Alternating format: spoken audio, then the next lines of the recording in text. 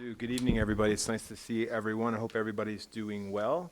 As we obviously are here upon the last week of school, this is a time of celebration across all of our schools. And as we close out the 2024-2025 school year, I hope all of you will continue to join me in celebrating the incredible accomplishments that are happening across all of our schools and our district. Obviously, some of the flagship type celebrations took place over the last 2 weeks with our high school graduations.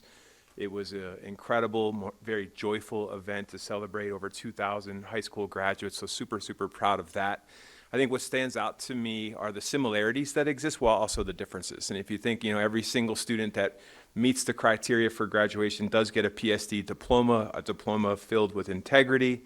And also I thought a similarity was that the ceremony itself was a unique, symbolic celebration of how students appreciate and interact with our schools and our staff.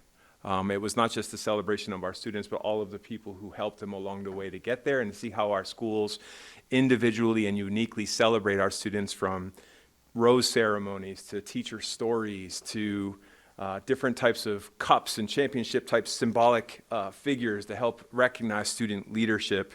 It was nothing short of tremendous and really shows the strength of this school system in many ways. So I just want to say thank you for all of you, especially members of the board who had an opportunity to join me on stage for those various events. I thought they were fantastic. I also want to take a second tonight to welcome back the representatives of our Facilities Planning Steering Committee as they share the lessons learned from our long-range planning process. This is a group of volunteers that put a ton of time and energy and investment. So whether you are a member of our community or a staff member that associated or came alongside that process to make sure that they had all the information that they needed to provide us, proposals and scenarios. I know the amount of work that went into that effort for all people involved was super significant. And I just want to share a huge thanks to all people who were involved in that process. I also want to thank the Board of Education for providing at our last meeting a very explicit charge to staff and myself on next steps moving forward.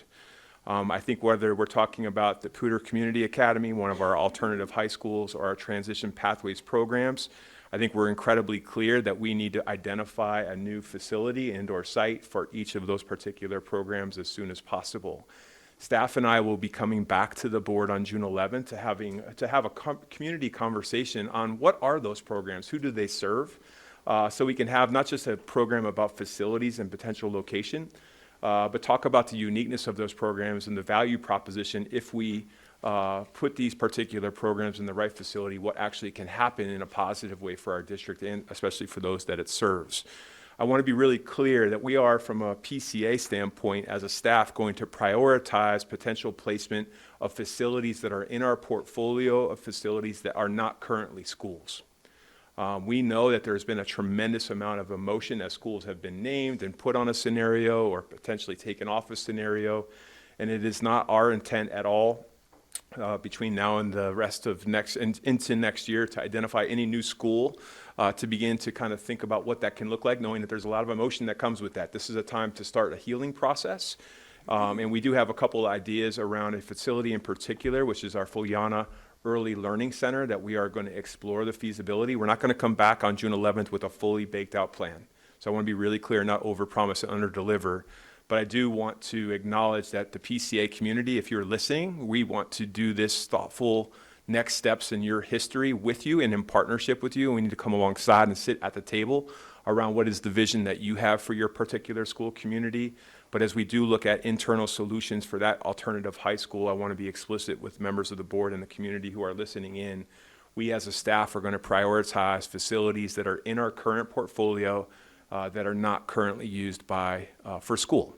And so I'm excited about that. I think our Transition Pathways program can be a program that is integrated into a school. And so we're not going to name a school location for that on the 11th, but we think having a value set around inclusion and thinking about the type of classroom structures that are needed to make that program not just be at a PSD standard, but to grow.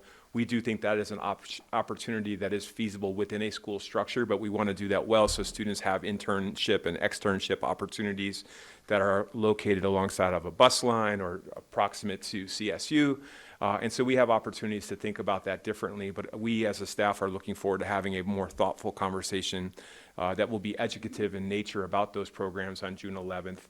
And I just want to say again, thank you to the Board of Education for being very explicit and direct with us on that charge moving forward. And I look forward to having a very good meeting with all of you tonight. So thanks again for allowing me to address the community.